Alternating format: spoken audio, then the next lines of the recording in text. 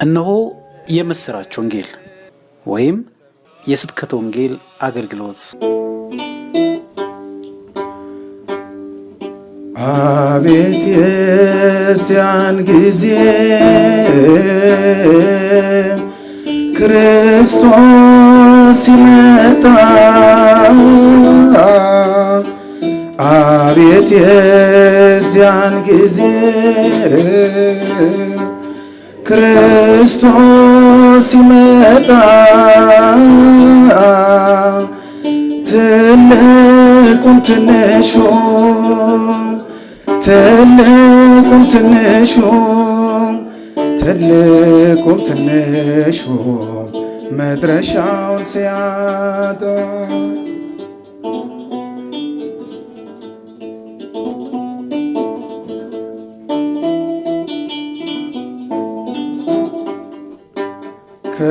ከምስራቅ ከምዕራብ ከሰሜን ከደቡብ ከምስራቅ ከምዕራብ ከሰሜን ከደቡብ ነፋሳት ሲላኩ ነፋሳት ሲላኩ ነፋሳት ሲላኩ ማትን ለማዝነብ ሰማይና ምድር በአንድ ሲዋሃዱ ሰማይና ምድር በአንድ ሲዋሃዱ የት ይሆን መድረሻው? የት ይሆን መድረሻው? የት ይሆን መድረሻው? የት ይሆን መንገዱ? አቤት የዚያን ጊዜ ክርስቶስ ሲመጣ፣ አቤት የዚያን ጊዜ ክርስቶስ ሲመጣ፣ ትንሹም ትልቁም ትንሹም ትልቁም ትንሹም ትልቁም መድረሻውን ሲያጣ፣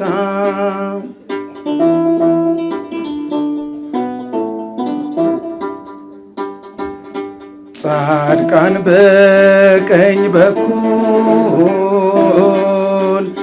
ኃጥአን በግራ፣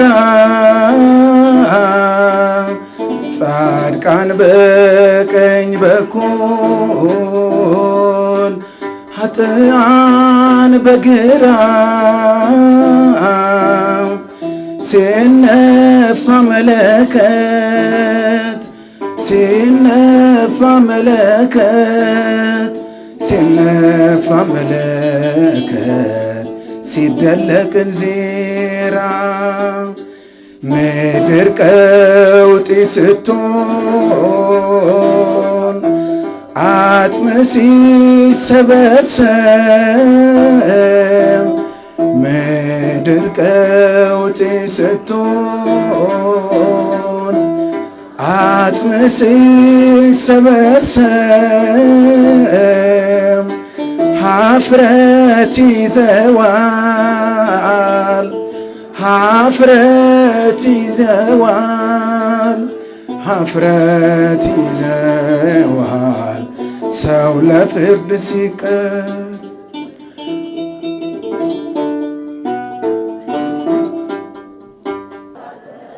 የጥፋት ርኩሰት በተቀደሰው ስፍራ ቆሞ ስታዩት አንባቢው ያስተውል። ትንቢተ ዳንኤል ምዕራፍ 11 ላይ ያለ እንዲሁም የማቴዎስ ወንጌል ምዕራፍ 4 ከቁጥር 15 ያለውን ኃይለ ቃል በማንሳት እንነጋገራለን። ዛሬ ደብረ ዘይት ይባላል። ደብረ ዘይት ማለት ደብር ማለት ተራራ ማለት ነው። እየሰማችሁ ነው? ደብር ማለት ምን ማለት ነው? ተራራ ማለት ነው። ዘይት ማለት ደግሞ ወይራ የበዛበት ማለት ነው። ዘይት ማለት ወይራ ማለት ነው። ደብረ ዘይት ማለት ወይራ የበዛበት ተራራ ማለት ነው። ስለዚህ በዚህ ተራራ ላይ አስቀድሞ እነ አባቶቹ እነ ዳዊት ከአቤሴሎም ሸሽቶ በነበረ ጊዜ በዚህ ጫካ ላይ ብዙ ጊዜ ቆይቷል። ሕይወቱን አትርፏል። ሊገሉት ፈልገውት ነበር። ለምን ይነግሳል? እግዚአብሔር የመረጠውን እግዚአብሔር የቀባውን እግዚአብሔር ያነገሰውን ለምን ይነግሳል ብሎ ደግሞ ጠላት ይነሳበት ነበር። ዛሬም እንደዚህ ነው ምዕመናን። ዛሬ እናንተ ለሥጋው ደግሞ ስትበቁ፣ ዛሬ ለንስሐ ስትበቁ፣ ጠላት ሰይጣን ደግሞ በሰዎች ላይ ያድርና ልክ ያችን ደብረ ዘይትን ወደ ቅድስት ቤተ ክርስቲያን እንዳትመጡ የሚያደርግ ወይም የስድብን ነገር እንድትናገሩ ወይ ቂም በቀል እንድትይዙ ያደርጋል። እና ዳዊት ሲሸሽባት የነበረ ያቺ ደብረ ዘይት ነበረች። ስለዚህ ደግሞ እርሱ መጣና ደግሞ መድኃኒታችን ኢየሱስ ክርስቶስ ብዙ ጊዜ በዚያች ቦታ ላይ እየተገኘ ደስ የምትል ቦታ ስለነበረች ወይራዋ በጣም ደስ የምትል ስለሆነች በዚያች ቦታ ላይ መጥቶ ጌታችን ኢየሱስ ክርስቶስ ያስተምር ነበረ። እየሰማችሁ ነው? ምን ይል ነበረ? ያስተምር ነበር ይላል። ምዕመናን ልብ በሉት። ስለዚህ እንዲህ ነው የሚለው በማቴዎስ ወንጌል ምዕራፍ 24 ቁጥር 3 ላይ ወእንዘ ይነብር እግዚእነ ውስተ ደብረ ዘይት ቀርቦ አብዮሁ አርዳይሁ። ጌታችን መድኃኒታችን ኢየሱስ ክርስቶስ በደብረ ዘይት ተቀምጦ ሳለ ደቀ መዛሙርቱ ብቻቸውን ወደ ኢየሱስ ቀረቡ ይላል። እየሰማችሁ ነው? አዎ ቀረቡ ይላል። እንግዲህ ምን ለማለት ነው የቀረቡ? ዛሬ እንግዲህ አንዱ ኩልጦም ነው፣ ሁለተኛ ደብረ ዘይት በማለት ይታወቃል ብለናል። ሶስተኛ ደግሞ ነገረ ምጽአቱን እናስብበታለን። እየሰማችሁ ነው? ነገረ ምጽአቱን አንዱ ከጠየቁት ደቀ መዛሙርት ትምህርቱን ተምረዋል፣ ሁሉን ነገር አድርገዋል፣ አውቀዋል። የሚያስተምራቸው ብዙ ጊዜ በምሳሌ ስለነበር ምሳሌውን በሆነ ምሳሌ ስለሚነግራቸው ባልሆነ ምሳሌ አስተምርም። በሚገባቸው ምሳሌ ነጋዴውን በወርቅ ነጋዴውን አሁን በወርቅ መስሎ ቢያስተምሩት ይገባዋል። ለምን? የወርቁን ሲስተም ያውቀዋል። የንግዱ ሲስተም እንዴት እንደሆነ ያውቀዋል። የትኛው እንደሚያተርፍለት የትኛው ላይ ደግሞ እንደሚከስር ያውቀዋል። ገበሬውን በእርሻው አለ። የትኛውን መሬት እንዴት አድርጎ አርሶ ምን አይነት እህል እንዲዘራበት ወይስ ገብስ ወይስ ጤፍ ዘርቶ የሚያገኝበትን ገበሬው ስለሚያውቀው ማለት ነው። ሴቶችን ደግሞ በሊጥ እየመሰለ አስተምሯቸዋል። ለምን? ያውቁታል። እንጀራው በዚህን ቀን ቢዘጋጅ በዚህን ቀን ጥሩ እንጀራ ይወጣል ብለው ያውቁት ስለሆነ በዚያ እየመሰለ አስተምሯል። በሆነ ምሳሌ ያስተማራቸው። ስለዚህ ደቀ መዛሙርቱን ሲያስተምራቸው አንዱ ስለ ነገረ ምጽአቱ እርሱ ከነሱ እንደሚለይ ወደ ሰማይም እንደሚያርግ ደግሞ ተመልሶ ደግሞ ዓለምን ወደሱ እንደሚወስድ ክፉ እንደሚጠፋ መልካሙ ደግሞ ከእርሱ ጋር በመንግስቱ እንዲገባ በመንግስቱ የምንወርሰው እሱ ነው የሚያወርሰንም እሱ ስለሆነ ስለዚህ ምን አለ? ይህን በምሳሌ ሲያስተምራቸው ደቀ መዛሙርቱ ወደ እርሱ ቀረቡ። ለምን? ስለ ነገረ ምጽአቱ ሁሉንስ አስተማርከን፣ ትንሣኤንም አስተማርከን፣ እርገትህንም አስተማርከን። እንዲያው ዳግም የምትመጣ እንዴት ነው? እስኪ ያን ጊዜ በምትመጣበት ሰዓት ንገረን አሉት። አያችሁ፣ በጣም ብልሃተኞች ነበሩ ይህን የጠየቁት ደቀ መዛሙርቶች። ማድረግ ነው፣ መነሳቱም መነሳት ነው። ዳግም ሲመጣ ግን ፈጥኖ ንስሐ እንዲገቡ ለመዘጋጀት እኮ ነው። ምክንያቱም መንግስቱን ለመውረስ ፈልገው ምን አሉት? እስኪ መቼ ነው የምትመጣ? ያመጣጥህ ነገር መቼ ነው? እስኪ ንገረን አሉት። እንደዚህ ብሎ የሚጠይቅ ሆነ ያጣል። አሁን ዛሬ መቼ የሚጠይቅ አለ? ኢየሱስ ክርስቶስ በሚያስተምርበት ሰዓት እኮ ራሱ አምላክ ሆኖ ፍጹም ሰው ፍጹም አምላክ እንደ ሰው ሰውኛነት ብዙ ነገር ሲያደርግ ያዩታል። እንደ አምላክነቱ ደግሞ ብዙ ታምራት ሲያደርግ ያዩታል። ስለዚህ ግማሹ ከነቢያት አንዱ ነው፣ ይህን ማን ሙሴ ያደርጉት ነበር አይደለም፣ ይህን ማን ኤልያስ ያደርጉት ነበር አይደል እያሉ ደቀ መዛሙርቱም ይጠራጠሩት ነበረ። ነገር ግን ስለ ነገረ ምጽአት ሲጠይቁት ግን በጣም አጥብቀው ነው የጠየቁት። ያን ጊዜ እንዲህ አላቸው ጌታችን መድኃኒታችን ኢየሱስ ብቻቸውን ቀርበው ነው የጠየቁት። እንዲህ አላቸው ወአልቦ ዘያምር ምጽአቴ፣ የኔን አመጣጥስ ያለ ባህሪ አባቴ በስተቀር መላእክት እንኳ የሰማይ መላእክት እንኳ ወልድ እንኳ ሊያውቀው አይችልም አለ። እንችላለን እንዴ? እናውቃለን? አሁን ነገራቸው ደቀ መዛሙርቱ ማንም ሊያውቀው አይችልም አለ። ክርስቶስ መቼ እንደሚመጣ እናውቃለን፣ ግን ነገረ ምጽአቱን ግን እናውቃለን። አይደለም እንዴ? ክርስቶስ መቼ ይመጣል ነው የምንለው። አሁን ዛሬ ይመጣል አይደል የምንለው? ምክንያቱም የሚለን እንዲህ ነው መጽሐፍ የሚለን ወርሁ ወርሃ መጋቢት። እየሰማችሁ ነው? ዛሬ ወርሁ ማን ነው? ወርሁ ወርሃ መጋቢት፣ ዕለቱ ዕለተ እሑድ፣ ዘመኑ ዘመነ ዮሐንስ ይለናል። እየሰማችሁ ነው? ዘመኑ ዘመነ ዮሐንስ የሚመጣበት ዕለቱ ዕለተ እሑድ ወርሁ ወርሃ መጋቢት ነው አለ። ስለዚህ ይነገረን። አሁን ስንት መጋቢት አልፈናል ታውቁታላችሁ? ብዙ መጋቢት አልፈናል። መቼ እንደሆን ግን አናውቀውም። ትምህርቱን እንማራለን። ትምህርቱን ምንማር ደግሞ እንደሚመጣ የእሱ ቃል የማይዘነጋ የማይቀር ስለሆነ እርሱ እንድናስብ እንድንዘጋጅ ሁልጊዜ ይህን ትምህርት እናስተምራለን፣ እንናገራለን። ስለዚህ ምን አለ? ወርሁ ወርሃ መጋቢት ነው አለ። ብዙ መጋቢቶችን አልፈናል። መቼ እንደሆነ አናውቀውም። ተዘጋጁ ነው ያለ። ኩኑ ለዋኒክሙ ተዘጋጅታችሁ ንስሐ ገብታችሁ ጠብቁኝ ነው ያለው። አዎ ዘመኑ ዘመነ ዮሐንስ ነው አለ። ብዙ ዘመነ ዮሐንስን አልፈናል። ዕለቱ ዕለተ እሑድ ነው አለ። ብዙ ዕለተ እሑድን አልፈናል። መቼ እንደሆነ አናውቀውም። ስለዚህ ምን አለ? እንዲህ አላቸው፣ ምልክቱን ግን ነግራችኋለሁ አላቸው። ምን አላቸው? ምልክቱን ነግራችኋለሁ አላቸው። ምዕመናን እኔ ከዚህ ጋር ወደ 9 ያሉ ምልክቶችን የተናገረውን ነግራችኋለሁ። ምልክቱን የዓለም መጨረሻ ክርስቶስ መጥቶ ዓለምን እንዴት እንደሚያሳልፍ የክርስቶስ መምጣት። ክርስቶስ አሁን ቢመጣ 2 ጊዜ ነው የሚመጣ። እየሰማችሁ ነው? ስንት ጊዜ ነው የሚመጣ? 2 ጊዜ። ለምን? አንድ ጊዜ ከድንግል ማርያም ተወልዶ ይህን ዓለም ከጨለማ አድኖታል፣ ከሲኦል አውጥቶታል። የመጀመሪያው አመጣጡ ከድንግል ማርያም የተወለደ አድናለሁ በሚለው ቃል ነው። አድናለሁ ነው። አሁን ግን ምንድን ነው የሚመጣው? እፈርዳለሁ ነው። አሁን አድናለሁ አይደለም። አሁን አድናለሁ ስላላቸውና አዳም በተስፋ ይጠብቁ ነበር መዳን የሚድኑበትን። ነቢያት ትንቢት ሲናገሩ የክርስቶስን መምጣት የሚድኑበትን ነበር። እኔና እናንተ ግን ፍርድ ብቻ ነው። ለፍርድ ብቻ ነው አሁን የሚመጣው። ኑና ሁሩ ብቻ ነው። ስለዚህ የሰው ልጅ ከነቢያት ከብሉይ ኪዳን አመጣጥ የአሁኑ አመጣጥ ልዩ ነው። የብሉይ ኪዳን አመጣጥ ሲኦልን ሊበረብር ነው። ሲኦልን ባዶ አድርጎ ወደ ገነት ሊመልስ ነው። የተነጠቀውን ልጅነት የተነጠቀው ማንነት ሊመልስ ነው።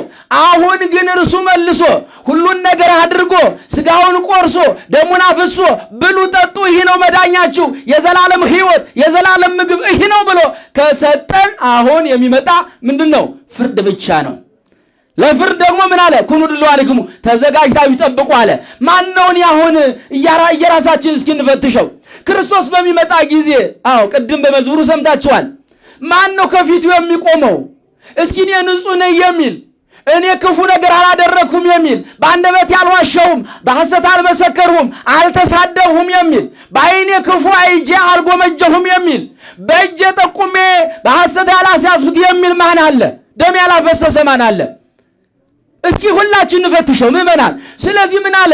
ይህ ሁሉ እንኳ ቢኖርባችሁ በንስሐ ተዘጋጁ ብሎ ኩኑ ድልዋኒክሙ ተዘጋጅታችሁ ጠብቁኝ አለ። ያ በደል አለ ብላችሁ ግን ወደ ኋላ አይደለም፣ አሁን ለፍርድ መዘጋጀት ስላለባችሁ ምን በሉ ነው ያለ? ንስሐ ገብታችሁ ተዘጋጅታችሁ ጠብቁኝ አለ። ስለዚህ እንዲህ አለ፣ ምልክቱን ነግራችኋለሁ አለ። እየሰማችሁ ነው? ምኑን ነግራችኋለሁ? ምልክቱን። አንደኛ ምልክት የነገራቸው ብዙዎችን የክርስቶስ ነኝ እያሉ በክርስቶስ ስም ብዙዎችን ያስታሉ። አያችሁ፣ አንደኛው ተጠንቀቁ አለ። ያን ጊዜ እኔ ማን ነኝ ብለው ነው የሚመጡ አለ። ክርስቶስ ነኝ ብለው ይመጣሉ። ያን ጊዜ ተጠንቀቁ። አሁን እኮ የነገራቸው እኮ 2018 ዓመት ሊሆን ነው ካስተማራቸው። አሁን እስከዚያ ድረስ ብዙ አልመጣም ነበር። አሁን ግን መጥቷል። አልመጡም። አሁን ኢየሱስ ጌታን ተቀበል። አሁን ኢየሱስም እየተጠራ ነው አይደለ? ስሙን እኮ የጠሩት ግን አምላክ ነው ይላሉ። አማላጅ ነው አይደል የሚሉት እኮ። አምላክነቱን እኮ አልተረዱም። አምላክ ነው ያድናል እኮ አይደለም የሚሉት እነሱ። ምንድነው? አማላጅ ነው፣ ያማልደናል፣ ወደ እግዚአብሔር ያስጠጋናል እንጂ አምላክነቱን አልተረዱም። ስለዚህ ብዙዎችን የክርስቶስ ነኝ ብለው ይመጣሉ አለ። በኢየሱስ ክርስቶስ እየሰበኩ የሚመጡት እነሱ ስለሆነ ተጠንቀቁ ብሎ ተናገረ። ዛሬ በየጎዳናው ስለ ኢየሱስ የሚሰብክ ብዙ ነው፣ ስሙን የሚጠራ ብዙ ነው። ካላመነበት ስሙ ብቻ ያድነው፣ ስናምንበት ነው። ያመነ ነው የሚድነው እንጂ የሚለው ስሙን የጠራ ብቻ አይደለም። ያማ አኮ ኩሉ ዘይብለኒ እግዚኦ እግዚኦ አለ። አቤቱ ጌታ ሆይ ይቅር በል የሚለው ሁሉ መንግሥተ ሰማያት የሚገባ ይምሰላችሁ አለ። አቤቱ የሚለው የሚገባ ይምሰላችሁ አለ። የልቦናችሁን አንጽታችሁ ከልቦናችሁ አምናችሁ ስትቀርቡ ነው አለ። ያን ጊዜ ተጠንቀቁ አለ። ያን ጊዜ ለደቀ መዛሙርቱ የነገራቸው ያ ቃል ሕያው ስለሆነ እነሱም መዝግበው ስላስቀመጡት በእኔና በእናንተ ሰዓት ደርሷል። ዛሬ ደርሷል። መንቃት የሚገባን ሰዓት ገብተን ተዘጋጅተን የክርስቶስን መምጣት ሙሽራውን ለመቀበል መዘጋጀት የሚገባን እንጊዜ ነው። አሁን ነው ምዕመናን፣ መዘጋጀት መፍጠን አለብን። ይህ ነው ዛሬ ክርስቶስ ሴቷም ሳትቀር አሁን ሰባኪ ሆናለች። ክርስቶስ የሚጠራው ማለት ነው የሚያመልክ ብቻ ነው ያጣን፣ የሚያምንበት ብቻ ነው ያጣን። ለምንድን ነው አምላክነቱን የፈሩት? እሺ ስሙን መዳኛ ካደረጉት አምላክነቱን ለምን ፈሩት? ስለዚህ ምን አለ? የመጨረሻው ሰዓትና ዘመን ስለሆነ መጠንቀቅ ያስፈልገናል። እነዚህ ሊመጡ ግድ ነው። እየሰማችሁ ነው? ሊመጡ ክርስቶስ ኢየሱስ እያሉ ሊመጡ ግድ ነው። ተናግሯላ፣ ይመጣሉ አለ። ከቻልን በጸሎት መመለስ፣ ከቻልን በስብከት መመለስ፣ አልመለስም ካሉ ግን እንደሚመጡ ስለነገረን እኛ ጥንቃቄ ማድረግ ያስፈልገናል። የክርስቶስ ነኝ ብለው ይመጣሉ። ብዙዎችንም ያስቷቸዋል። ፍጹም ያመኑትን ቆራቢ የሆኑትን ሁሉ እስከ ማሳት ድረስ ይደርሳሉ። አላሳቷቸውም? ቆራቢዎችን ነጥቀዋቸዋል። ሙሉ ልጅነትን ያገኙትን ማተባቸውን እያስበጠሱ ብር እንሰጣለን፣ ወርቅ እንሰጣለን፣ ትምህርት በነፃ እናስተምራለን እያሉ ስለዚህ ተጠንቀቁ አለ። ይህንን እንኳ አስቀድሞ የነገራቸው ልንጠነቀቅ ነው። ምዕመናን እነዚህ የመጡ ልነቃ ነው። አዎ ብዙኃን ይመጹ የበግ ለምድ ለብሰው ይመጣሉ አይደለም ይለን በዚህ በማቴዎስ ወንጌል ላይ። የበግ ለምድ ስላችሁ በጉን አርዱ አይደለም። በግ የተባለ ኢየሱስ ክርስቶስ ነው። ለምድ የተባለች ወንጌል ናት። አሁን ለብሰው ይመጣሉ አለ። ቃሉን ሳያውቁት ቃሉን እየሰበኩ የቀናውን እያጣመሙ እየሰበኩ ይመጣሉ ማለት ነው። መጣው አላየናቸው፣ ደርሷል። ከኛ ዝግጅነት ያስፈልገናል፣ መዘጋጀት ያስፈልገናል። ይሄ አንደኛው ነው። የጦርነትን ወሬ ፍጥረት ሁሉ ይሰማ ዘንድ ግድ ነው። ክርስቲያን ግን በዚህን ጊዜ የክርስቶስን መምጣት ሊጠብቁ እንጂ ሊደነግጡ አይገባም። ዛሬ የቴሌቪዥኑ ሚዲያውን ያጨናነቀው የጦርነት ወሬ ነው። ያን ጊዜ ተጠንቀቁ አለ። ኃያላን አገር የሚባሉ ሲናዱ ታያችኋላችሁ። ሰማይ ጠቀስ ፎቅ ቢሰሩ ሲፈርስ ታዩታላችሁ። ያን ጊዜ ተጠንቀቁ አለ። ይህ ምልክት ነው። ሰለጠኑ የተባሉት ዓለም ሰልጥኗል፣ አድጓል በቴክኖሎጂ የሚባለው ምዕመናን ልንገራችሁ፣ የእግዚአብሔርን ሕንፃ እያፈረስን ምን አይነት ስልጣኔ ነው? የእግዚአብሔር ሕግ መጠበቅ ነው ስልጣኔው። የእግዚአብሔርን ትእዛዝ መጠበቅ ነው ስልጣኔው። ንስሐ ገብቶ ከኃጢአት ንጹሕ መሆን ነው ስልጣኔ። የእግዚአብሔር ሕንፃ ሰው እየገደሉ ስልጣኔ አይችም አላውቅም፣ ሰምቼም አላውቅም፣ መጽሐፍም አይናገርም። ስለዚህ የዓለምን ዜና ሁሉ ጦርነት ያጣብበዋል አለ። እስኪ ተመልከቱት። ይህ ቃል የተጻፈ በፊት ነው፣ ከ2000 ዓመት በፊት ነው። አሁን ግን እኛ ደርሰንበት ስትመለከቱ ስታዩት ዓለም የተጨናነቀችበት አንዱ ዛሬ ወጦ ለመግባት የፈራንበት። ለምንድን ነው የፈራነው? እምነት ስለጎደለን እኮ ነው የምንፈራ። ዛሬ በወጣ ይደርስብናል፣ ዛሬ ይገለን ይሆን፣ ዛሬ እንታሰር ይሆን፣ ዛሬ እንዲህ ነው የምንል በውስጣችን እምነት ሲጎል ነው። እምነት ያለው አይፈራም። እምነት ያለው አይፈራም። ስለዚህ እንዲህ ይላል። ሶስተኛው ደግሞ እንዲህ ይለናል። ሕዝብ በሕዝብ ላይ መንግስት በመንግስት ላይ ይነሳል። ሕዝብ እርስ በርሱ ይለያያል። አንዱ መንግስት ሌላውን መንግስት ሊያምነው አይችልም ይላል። እውነት ሐሰት?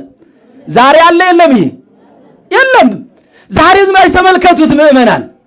አንዱ ሕዝብ አንዱ ወይትነሱ ሕዝብ በሕዝብ ወነገሥት ላይ ለነገሥት ሕዝብ በሕዝብ ላይ ተነስቷል አለ። ዛሬ ኢትዮጵያ ሆነን እኮ አንዱ ሕዝብ አንዱን የጠላንበት ዘመን አይደል እንዴ? ቋንቋን ተገና አድርገን ደግሞ በቋንቋ የሚመጣ ጦርነት አይበርድም። ምዕመናን ልንገራችሁ፣ በቋንቋ የመጣ ጦርነት የመጀመሪያው ቋንቋ የተበላሸ አዳም ዕፀ በለስን በበላ ጊዜ ማለት ነው። ቋንቋ ተደባለቀ። አዳም ከእንስሳቱም ከአራዊቱም ጋር ተግባብቶ የሚኖርበት አንድ ቋንቋ ነበረ። ዕፀ በለስን ከበላ በኋላ ግን ከብቱን በቀንድ ይወጋው ጀመር፣ ሌላውን ግመሉን በውርግጫ ይመታው ጀመር። ሊግባባ አልቻለም። ከዚያም በኋላ ደግሞ እንደገና በኖህ ዘመን ደግሞ አንድ ሆኖ ነበረ። እስከ ኖህ ዘመን እንዲህ ተበላሽቶ ቆየ። በኖህ ዘመን ደግሞ አንድ አደረገውና እንደገና ደግሞ ናምሩድ የሚባል እቺ ባቢሎን ላይ አሁንም ባቢሎን ላይ ከነገደ ካም የተወለደ ናምሩድ የሚባል ባቢሎን ላይ መጣና ደግሞ ሕንፃውን ወደ ሰማይ እቺ ቦታ ደስ ትላለች እንስራና ወደ ሰማይ ጠቀስ ፎቅ ሰርተን እንዲያውም በፀሐይ ማብሰል አለብን ብለው ሕንፃ ሰሩ። ሁሉን ነገር አደረጉ። ሁሉን ነገር ከሰሩ በኋላ ለክ በፀሐይ ማብሰል ጀመሩ። ከዚያም በኋላ ምን ማለት አሉ? እስኪ ወደ ላይ ማን አለ እስኪ ጦር እንስዳሉና ጦር ሲሰዱ በአየር ላይ የቀሩ አጋንንት ይላል። በአየር ላይ የቀሩ አጋንንት ደም እየቀቡ ይልኩላቸዋል። አይ አንዱን ኃይል ወጋ ነው ይላሉ። አሁንም ሲወረጉር ይቀብቶ አሁን አንዱን ኃይል ወጋ ነው ይላሉ። አሁንም ሲወረጉር አንዱን ኃይል ወጋ ነው እያሉ በእግዚአብሔር ሰማይና ምድርን በዘረጋ እነሱንም በፈጠረ አምላካቸው ተዘባበቱ። ያን ጊዜ ምን አሉ? ዋጋ ይስጣለም ሥላሴ ንረድ ወንካው ነገሮሙ ወደታችንም እንውረድ ነገራቸውንም እንደባልቀው ሕንፃውንም በነፋሰማት እናፍርሰዋሉና ሥላሴ መዓት ንፋስ ላኩ፣ ሕንፃውን ፈረሰ። እነሱም ሊግባቡ አልቻሉም። ጭቃ አምጣ ሲለው ድንጋይ ያመጣል፣ ድንጋይ አምጣ ሲለው ውሃ ያመጣል። እርስ በርሱ እየተመታታ ተለያየ። አያችሁ፣ ተለያየ፣ ተፋጀ። ከዚያም በኋላ አሁንም ጦርነት ሆነና ደግሞ በሐዋርያት ጊዜ ደግሞ አንድ አደረገው። 72ቱን ቋንቋ ገለጠና አንድ አደረገው። አንድ ያደረገውን ደግሞ አሁን በዘመናችን መጨረሻው ላይ ደረስንና አንተ ይህን ቋንቋ ነው የምትናገር፣ አንተ ይህን ቋንቋ ተናጋሪ ነህ፣ አንተ እንደዚህ ነህ። ዘረኝነትን ቋንቋን ተገን አደረገው። ስለዚህ በቋንቋ የመጣ ይጠፋል። አዳም ወርዶበታል፣ እነ ናምሩድ ጠፍተውበታል። አሁንም እኛም ለጥፋታችን አንዱ መስመር ሆኗል። እንወቅ ምዕመናን፣ ቋንቋ መግባቢያ ነው፣ መጽደቂያ አይደለም። ቋንቋ ለግብይት የሚሆነን ነው። ቋንቋ ቃሉን ለመማሪያ ነው። ቋንቋ ከእግዚአብሔር ጋር የምንነጋገርበት ነው። እግዚአብሔርን ሁሉ ቋንቋ ያውቀዋል። ከሰው ግን አእምሯችን ላይ የተወሰነ ሊወሰድ ስለሚችል የአንዱን ቋንቋ አንዱ ሊያውቀው አይችልም። ግን ባለመቻሉ ሕንፃ እግዚአብሔር ልናውቅ ፈሪሃ እግዚአብሔር ልናውቅበት እንጂ ልንግባባ እንጂ ቋንቋ መገዳደያም መነጣጠያም አይሆንም። ይሆናል እንዴ? አይሆንም። የማንኛውንም ቋንቋ ብናውቀው ከአንዱ ጋራ ገበያም ሄደን ከማናውቀው ሰው ጋር እኮ ነው ገበያ ሄዶ በሬውን የሚገዛው አይደለም እንዴ? በሬውን የሚገዛው እህል የሚገዛው እኮ በዘር ወይም በትውልድ አይደለም። ሄዶ ቋንቋ በማወቅ በመግባባት ነው ገበያ የሚገዛ። ስለዚህ አንድ ሰው ገበያ ከሄደ አሁን ቋንቋውን ማያውቅ ከሆነ ወይ በአስተርጓሚ ገዝቶት ይሄዳል። አሁን ግን ሊሰርቀው ይችላል እንጂ አይሸጥለትም። ሊያጨረብረው ይችላል እንጂ አሁን በቋንቋ የሚመጣ ነገር ማለት ነው። ተጠንቀቁት ምዕመናን። ስለዚህ ክርስቲያን የሆነ ግን አንዱን ክርስቶስን ስለምንበላ፣ አንዱ ክርስቶስን ስለምንጠጣ፣ አንዱ ክርስቶስን ስለለበስ ነው። አንዲት ጥምቀት፣ አንዲት ሃይማኖት፣ አንድ ጌታ ብሎ ሐዋርያው ቅዱስ ጳውሎስ እንዳስተማረን አንዱን ክርስቶስን እየተመገብነን ምን አለያየን ምዕመናን? ያኛው ቋንቋ የሚችለውም ጊዜ ጠብቆ ይሞታል፣ ያኛው ቋንቋ የሚችለውም ጊዜ ጠብቆ ይሞታል። ሁሉም ጊዜ ነው ያለው አይደለም እንዴ? ስለዚህ ይህን ያክል ሞትን ያህል ዕዳ ይዘን ሞትን ያህል ሸክም ተሸክመን ለምንድን ነው የምንለያየው ምዕመናን? ይህ እኮ አለማወቃችን ነው። ስለዚህ ይህንን ምን ማድረግ አለብን? ዛሬ ህዝብ ላይ ተነሳስቷል ያለው ይሄን ነው። ስለዚህ ምን ማድረግ አለብን? እኛ መዘጋጀት፣ ሰውን ፍቅር መያዝ አለብን፣ መውደድ አለብን፣ መጥራት የለብንም። ይህ ነው ህዝብ ላይ ይነሳል፣ መንግስትም በመንግስት ላይ ምን ይላል አለ ይነሳሳል አለ። ዛሬ አንዱ መንግስት አንዱ አያምነውም። ትናንትና አብረው ሲበሉ ሲጠጡ የነበሩትን አይታችኋል። ዛሬ ተለያይተዋል። ዛሬ ሌላ ይወራወራሉ። ቀለበት ሲደራረጉ የነበሩት ሁሉ ሲጎራረሱ የነበሩት ሁሉ አሜት ያ ቡፌ ዛሬ ጠፋ። ቡፌ ተረሳ። በደቂቃ በሰከንድ ሰይጣን እንዲበታትነዋል፣ እንዲበታትናል። ማወቅ አለባችሁ ምዕመናን። ስለዚህ እኔ ነግስ አንዱ አንዱን አለማመን ሻመት እኮ አይኖርም። ይህን ነው አሁን ቤተ ክርስቲያን የምታስተምረን። አንደኛ ሞታችን በዛው በእጃችን ላይ ስላለ ሌላውን መግፋት መግደል አያስፈልግም። ምን ሆነ አለብን? መዘጋጀት አለብን። ኩኑ ድልዋኒክሙ ለምን? ለንስሐ ተዘጋጁ እኮ ነው። ለንስሐ መዘጋጀት ስላለብን ማለት ነው። ይህን ነው እንጂ ህዝብ በህዝብ ላይ እየተነሳሳ ያለበት ዘመን ስለሆነ ያን ጊዜ ተጠንቀቁ አለ። የምንጠነቀቅበት ሰዓት ነው። ልንግፋፋበት ሳይሆን ህዝቡን አቃፊ አድርገን ይዘን ወደ እግዚአብሔር መጸለይ ያስፈልጋል። ወደ እግዚአብሔር መጸለይ ያስፈልጋል። ስለዚህ ያን ጊዜ ምን ይላል እዚያው እሱ ላይ አጭር ሾተል ያበጃሉ አለ። እየሰማችሁ ነው? ሾተል የሚባል ታውቃላችሁ? አጭር አለች። አሁን በቆዳም እያደረጉት ቢላዋ ማለት እንጂ ቢላዋ ናት፣ አጭር ናት። ያን ጊዜ ሰው እንዲግትልትል ሲሄድ ይወጋዋል፣ ልም ይላል። ገዳይ አይታወቅም። ያን ጊዜ ማን ገደለው ማን ገደለው አይታወቅም። ምን ይባላል አለ? ሞተ ጉር ይባላል አለ። ገዳዩ ስለማይታወቅ ዛሬ በዘመናችን ገዳይ ይያዛል፣ ገዳዩ አይያዝም። ተገዳዩ ነው የሚያዝ። ተገዳዩ ብቻ ነው ያለ። ስለዚህ ሞተ ጉር የተባለበት ዘመን ላይ አሁን ነው ያለው። አንዱ አንዱን የሚገለው አኔ ገሌ ሞተ ሲባል ነው ምን ሰማ፣ ገሌ እንደዚህ ሆነ ሲባል ነው እንጂ ምን ሰማው የለምና መጽሐፍ ቅዱስ ይንተናግሯል። አንዱ አንዱን ይገለዋል። ያን ጊዜ ወትሰኮስ ፍቅር በዘሳምናዊ ዘመን፣ በመጨረሻው ዘመን ከብዙሃኖች ሰዎች ላይ ፍቅር ትቀዘቅዛለች። ፍቅር ቀዝቅዟል የለም? እሺ በቤተሰቦቻችን አልቀዘቀዘም? የባልና ሚስት ፍቅር እንደ ድሮ ነው አይደለም፣ ቀዝቅዟል። ለመቆረብ እንኳን ስጋውን ደሙን ለመቀበል እኮ ሚስት ልቆረብ ብላ ስትፈልግ ባልዩ አልፈልግም ይላል። ስጋውን የህይወት ምግብ ከጨለማ ወደ ብርሃን የሚያወጣውን የዘላለም ምግብ ና ብላ ስትለው እምቢ ይላል። ይሄ እኮ ፍቅር ማጣት ነው። እሱ ደግሞ እኔ መቆረብ አለብኝ ስትል አንዳንዷ ደግሞ እምቢ ምትላለች። የለችም አለች። አሁን የባልና የሚስት ፍቅር ቀዝቅዟል። ይህ ብቻ አይደለም። የብዙሃኖች ወዳጅ የነበሩት፣ በማይበር ሲጠጡ የነበሩት፣ በልቅሶ ሲግባቡ የነበሩት፣ በሁለመናው ነገር አንድ የነበሩት ዛሬ የለም አለ ፍቅር። ግን ቅድስት ቤተክርስቲያን ፍቅር ስለሆነች ይህን ሁሉ ሰብስበዋለች እንጂ ከዚህ ውስጥ አሁን ያልተጣላላ ተጣልቶ ይኖራል። አሁን እርግጠኛ ነኝ የምትተያዩ ትኖራላችሁ። ከሌላችሁ ጥሩ ነው። አሁን ይህ ፍቅር ያልያዘ ሰው ምንድነው? እግዚአብሔር እንዴት ፍቅር እግዚአብሔር እሱ ፍቅር ነው አለ ሐዋርያው ቅዱስ ዮሐንስ። ፍቅር እግዚአብሔር ነው አለ። እኛ ፍቅር ሲኖረን እግዚአብሔር መካከላችን ስለሚገኝ ነው። ስለዚህ ምዕመናን ፍቅር ከሌለን ከንቱዎች ነን አለ። ስለዚህ አራተኛውን ልንገራችሁ። እየሰማችሁ ነው? አራተኛውን ረሃብ፣ ድርቅ፣ ቸነፈር፣ የምድር መናወጥ በልዩ ልዩ ስፍራ ይሆናል። እነዚህ ሁሉ የምጥ መጀመሪያዎች ናቸው ይላል። እየሰማችሁ ነው? አያችሁ? ምልክቱን የነገራቸው ምን መሆን አለብን? ኩኑ ድለዋኒክሙ። አሁን እኮ እዛ ደቡብ አርባ ምንጭ ላይ የተደረገው ሰው ልብ ቢለው ንስሐ ገብቶ መዘጋጀት የሚገባው ነበረ። ይህች ቦታ እስከምትጠብ ድረስ መቀመጥ ነበረብን። 24 ሰዓት ማልቀስ ነበረብን። አሁን እኮ ያላዘንም ሊኖር ይችላል፣ ያላለቀሰም ሊኖር ይችላል፣ አይቶም ደግሞ እንደ ቀልድ የሚያየው ሊኖር ይችላል። አንዳንድ ጊዜ ሰዎች በራሳችን ብቻ ሲደርስብን እንጂ በሰዎች ላይ ሆኖ ሲገኝ እኮ ማናስተውል ሰዎች አለን። በሰው ላይ ሆኖ ሲገኝ ምንም የማይመስለን ደንታ የሌለናለን። በራሳችን ሲደርስ ብቻ ነው። በራሳችን ነው ደግሞም ይሆናል። ለሰው የማያዝን ፍጥረት የተፈጠርነ የማይራራ ትውልድ የሆነ ደግሞ ወደ የእግዚአብሔርን ቃል ስለማይማር ነው። አብዛኛው አልተማረም። አብዛኛ እናቶች ልጆቻችሁን የምታበላችሁ አብዛኛ እናት ናችሁ። እንዴት ስትሉ ልጄን በዚህ ብር ተዝናንተና ጓደኞች ጋር ልጄን በዚህ ተዝናንተና ብላችሁ ብር ትሰጡታላችሁ። እሱ በዚያው እየተዝናና ያ መዝናኛ ወይም እንደ ሃይማኖት ወይም እንደ አንድ ሆነ አርጎ ሊይዘው ይችላል። ያ ልጅ እየተጎዳባችሁ ነው ያለው። ነገ ዙሮ ከዛው አይወርድም። ቤተሰቡ ላይ ነው የሚጀምር፣ ስርቆትም ሆነ ግድያ የሚጀምረው። ስለዚህ ወደ ቤተ ክርስቲያን እስኪ ያምጡት፣ እስኪ ቃሉን ስማ በሉት፣ እስኪ በወጣትነት ቁረበሉት፣ የወጣትነት ዘመን እንዲባረክለት። እስኪ ወደ ቤተ ክርስቲያን ወደ ቆሎ ትምህርት ቤት አስገቡት። እስኪ ጸሎት የሃይማኖትን ጸሎት ይማር። ይህን ነው ማድረግ የሚገባን ምዕመናን እንጂ አሁን እንካ ተዝናንተና እንካ በዚያ ኳስ ተጫውተና እንካ በዚያ አሁን ኳስ ነፍስ የላት ምን የላት ነፍስ የሌላት ኳስ ነፍስ ያለውን ግሩን ታሸነክረዋለች።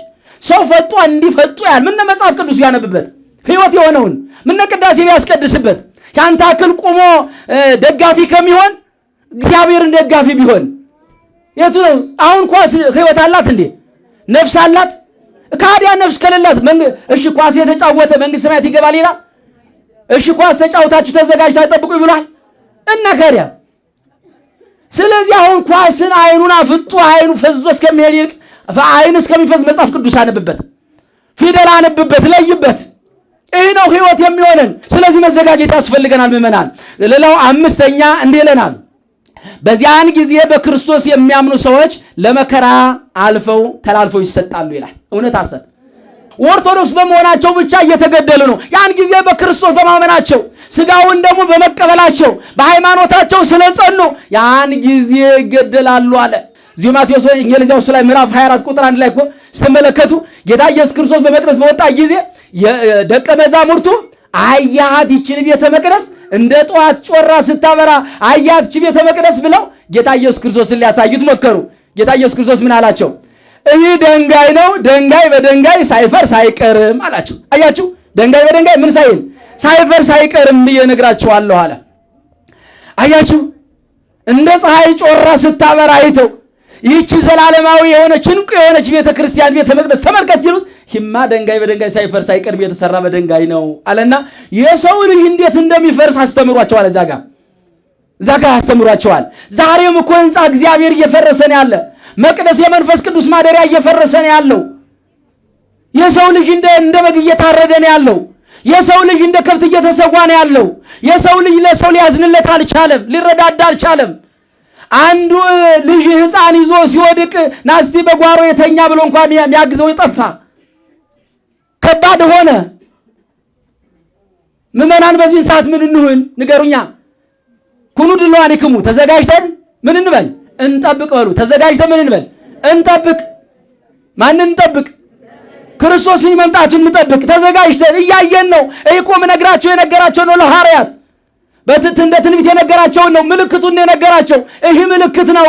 ያን ጊዜ ይህን ስታዩ ያን ጊዜ ዓለም መጥፋቷ ሰዓት እንደደረሰ ወቁ ይላል። ስድስተኛው በዚያን ጊዜ ሰዎች ይሰናከላሉ፣ እርስ በርሳቸውም ተላልፈው ይሰጣሉ፣ እርስ በርሳቸውም ይገዳደራሉ ይላል።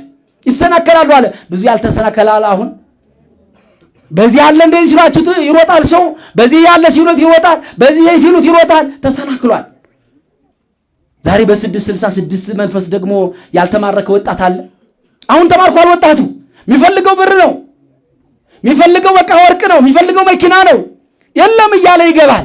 ስለዚህ አለ ያን ጊዜ ብዙዎች ሐሰተኞች ነቢያት፣ ሰባተኛው ያን ጊዜ ብዙዎች ሐሰተኞች መምህራን ይነሳሉ፣ ብዙ መምህራኖችንም ያስታሉ አለ። ሐሰተኞች መምህራን ነቢያት ሳይሆኑ ነቢያት ነን የሚሉ፣ ሰባኪ ሳይሆኑ ሰባኪያን ነን የሚሉ ብዙዎችን እውነተኞችን ሰባኪዎችን ሁሉ ያስታሉ አለ። ስተዋል። ከዚህ መድረክ የነበሩት እኮ አይተዋቸውን ይሄዱ። ሐሰተኞችን ተከተሉ። እዚህ የነበሩት ሂደዋል። እንኳን ይሄ ብቻ አይደለም፣ እዚህ የነበሩት አይደለም። በቆሎ ትምህርት ቤት በእንተ ማርያም ብለው የለመኑት ያን ጊዜ እኮ ቅዱሳን ያቃልላሉ አይደል የሚለው። ክርስቲያን ያቃልላል እንኳን በእመቤታችን ናት። የክርስቲያን ምንጯ እናታችን ድንግል ማርያም ናት። ስለዚህ እነዚያ በስሟ ጠርተው የበሉ፣ በስሟ ያደጉ፣ በስሟ የተማሩ ዛሬ ሲነክሷት፣ እናታቸውን ሲነክሷት፣ ታምሯን ሲያቃልሉ፣ ታምርሽን ያቃለለ እኮ ነው የሚለው። የተረገመ የተወገዘ ነው አለ። እነዚህ የተረገሙ የተወገዙ ሁልጊዜ መናገር ይችላሉ፣ ግን አንደበት ግን አንድ ቀን ይዘጋል። እውነት አሰብ። ስለዚህ መጠንቀቅ ያስፈልገናል አለ። ጥንቃቄ ያስፈልገናል። ብዙዎችን ያስቷቸዋል አለ። ብዙዎችን ወዳጆችን ቆራቢ የሆናችሁን ያስቷቸዋል። ትላንትና ሲያበሉ ሲያጠጡ የነበሩ፣ እንግዳ ሲቀበሉ የነበሩ፣ አስራት በኩራት ሲሰጡ የነበሩ ያስቷቸዋል። ያን ጊዜ ተጠንቀቁ አለ። ልንጠነቀቅባቸው የእግዚአብሔር ልጅ። ስለዚህ እንደዚህ አለ።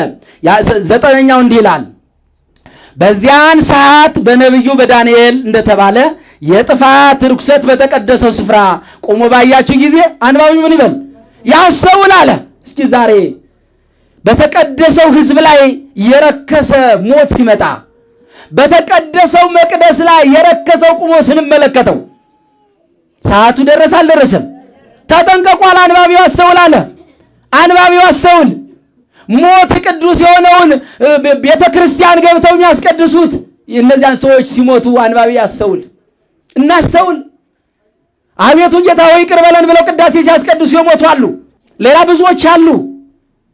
ያን ጊዜ አንባቢ ያስተውል አለ።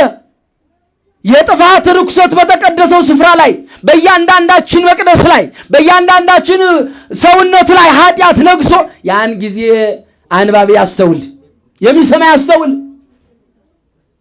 ያን ጊዜ እስኪ እናስተውል። ዛሬ የትኛው ነው ቅዱስ ብለን ምንመራበት? የትኛው ነው የተቀደሰው ብለን ምንጓዝበት?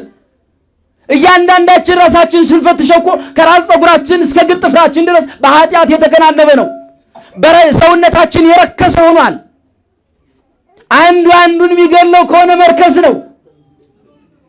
አንዱ አንዱን የሚያሳድደው ከሆነ መርከስ ነው። አንባቢ ያስተውል። ያን ጊዜ ሰዓት እንደደረሰ ጊዜ እንደደረሰ እወቅ አለ። ያን ጊዜ ክርስቶስ እንደ ሌባ በድንገት ይመጣል አለ። እንደምን? እንደ ሌባ በድንገት ይመጣል አለ። አያችሁ፣ ሌባ ግን ነግሮን ነው እንደሚመጣው?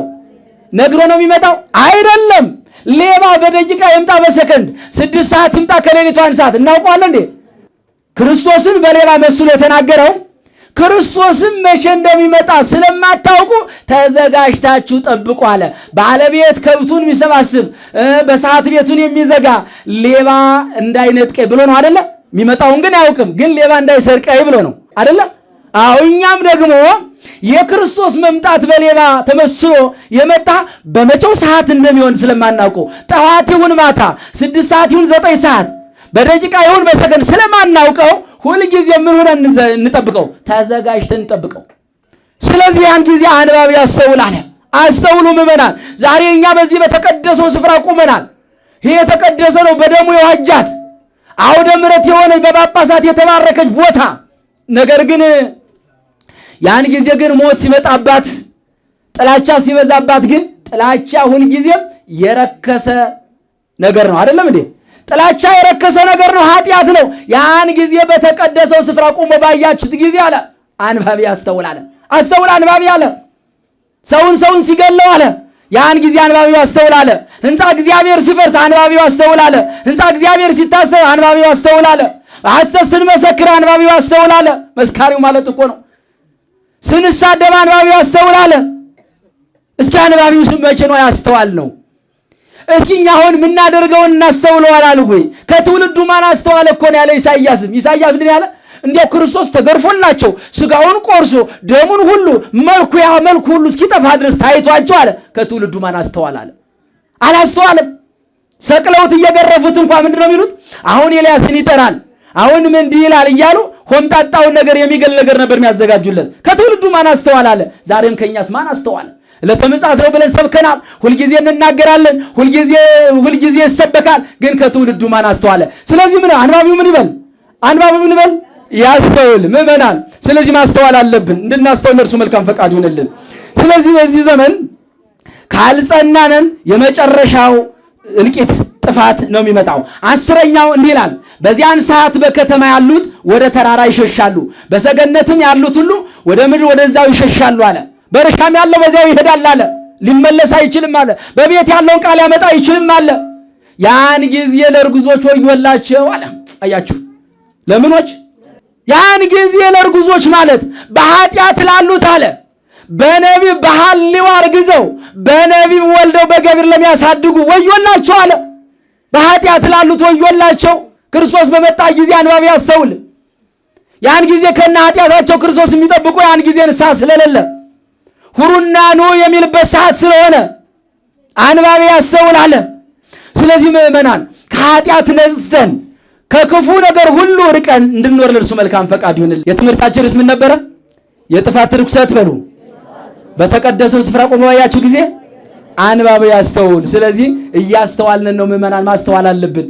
ያስተማረን የመከረን የገሰጸን የቅዱሳን አምላክ ቅዱስ እግዚአብሔር ስሙ ለዘላለም የተመሰገነ። ወስብሐት ለእግዚአብሔር። እንደ ብረት ያጽናልን፣ የሰማነውን በልቦናችን ያሳድርብን፣ ኃይለ አጋንንትን ያርቅልን። የቅዱሳን የአባቶቻችን ረድኤት በረከት በሁላችን ይደርብን። የድንግል ማርያም አማላጅነት እንዳይለየን እንዲህ ብለን ቅዱስ ስሙን እንጠራለን። አባታችን